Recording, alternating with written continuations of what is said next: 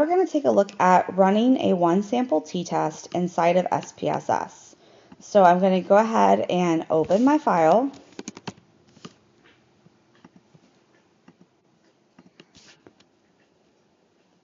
So it takes me over to the variable view. I want to actually be in the data view so I can see my data. And what I'm going to do is I'm going to move through those assumptions. So assumption 1 is really just something that I can write because I'm talking about it. Assumption 2 is something that I can really just write because it's random sampling. But once I hit assumption 3 or this checkpoint, whatever you want to call it, I have to run the Shapiro-Wilk instructions at the back of this packet.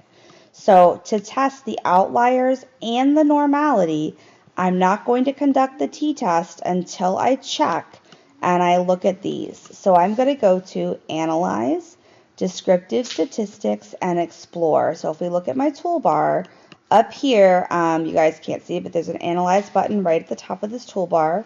And I'm going to go into Descriptive Statistics, and I'm going to go to Explore.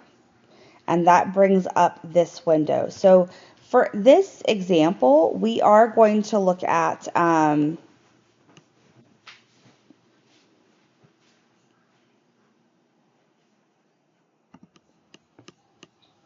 let's say we will see if there's a significant, we're going to compare the hours of studied per week. That's going to be my dependent variable. And I'm going to look at the hours studied per week and compare that to, say, the national average of, let's say, 10 hours. So that's kind of what we're going to work with here. We're going to say it's basically going to be 10 hours. So I'm going to follow the directions here. So I've got to transfer in my dependent variable. I've got to also go into my Explore plots.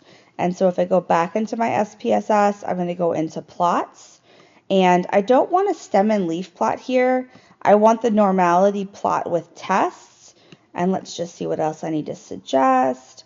Factor levels together, which I have selected. Then I'm going to, I do want to keep stem and leaf plopped in. No, I don't. Stem and leaf is off. Good. And then I'm going to click continue.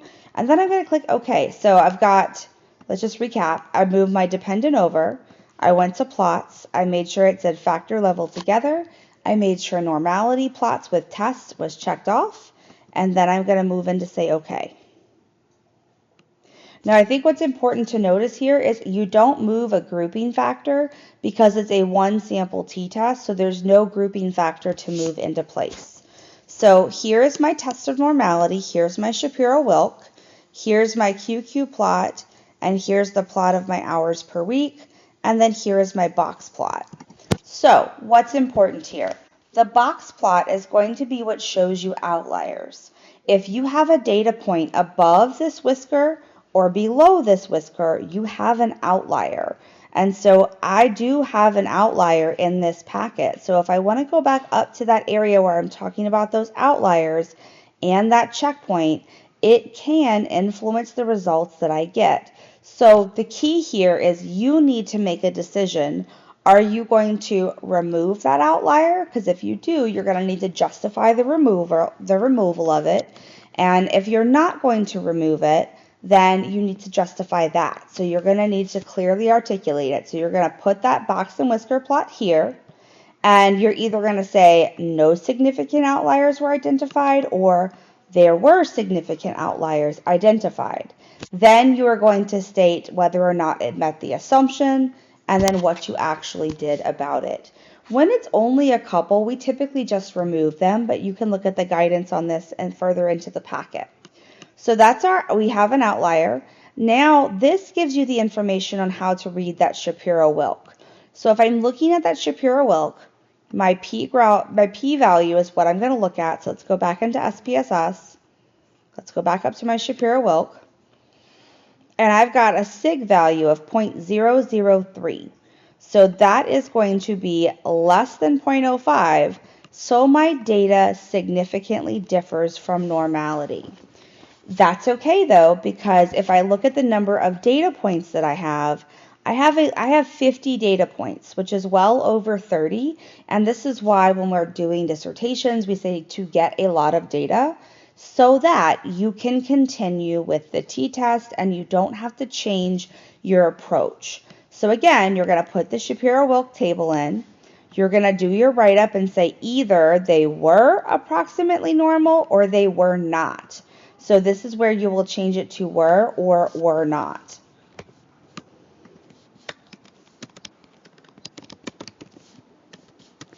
And so then I'm going to insert my p-value, and then I'm going to make sure that I am saying if it did violate it, I'm saying actually I had 50 points, so it's okay, or actually I did not have 50 points.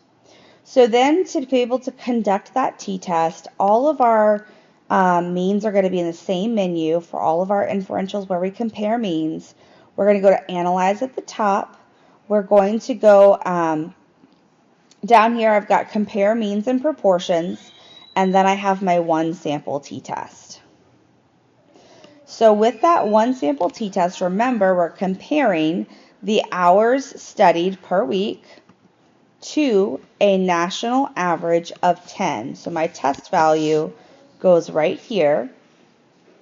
And then let me just check and make sure I'm not selecting anything else. And I'm going to click OK to run the test.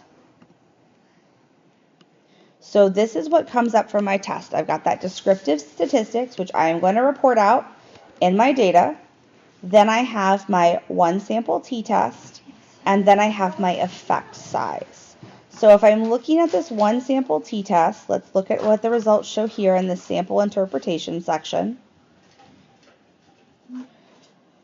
I've got a couple of things going on. I'm looking at the place over here on the left-hand side of my table to determine significance.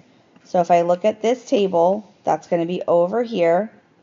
I have a one-sided P and a two-sided P. I want to make sure that I am following the same thing they have here, and I'm looking at the two-tailed because it can happen and be significantly different on either side of the distribution. So that's the significance of the two-tailed. So if I'm looking at the two-sided P, it is going to be less than 0.001. And because it is less than 0.001, look at this, I've got this right here, the difference is statistically significant. So I know because that sig value is less than 0.05, I have a statistically significant difference in the value for hours studied in my sample versus the national average of 10 hours. Now, we're not done. We want to also look at the confidence interval, and we're going to say that the confidence interval shows that the scores for that for hours studied or the hours studied is going to be between 3.26 and 7.8. So my average is going to fall somewhere between those two numbers. And that's really important because I want to make sure that I'm looking at the difference itself. Then I'm going to take a look at that effect size, and I've given you some guidelines of 0.2 is small, 0.5 is medium, large is 0.8. So if I go back and I kind of look at these output tables, I've got some interesting information in these that doesn't really articulate that Cohen's effect size. So if I'm looking at the effect size here, my Cohen's D, I have 0.676. So we want to use Cohen's D, and we want to use the point estimate here as 0.676. So that means if I go to my table, 0.676 is somewhere between 0.5 and 0.8. So it's going to have a medium effect size. So what you'll want to do is kind of practice filling in this template with everything that you've seen there, and then compare it to what you see here. And that will help you understand, are you finding all the different values in the correct place so that you can find what you need to find. And that is how you do SPSS.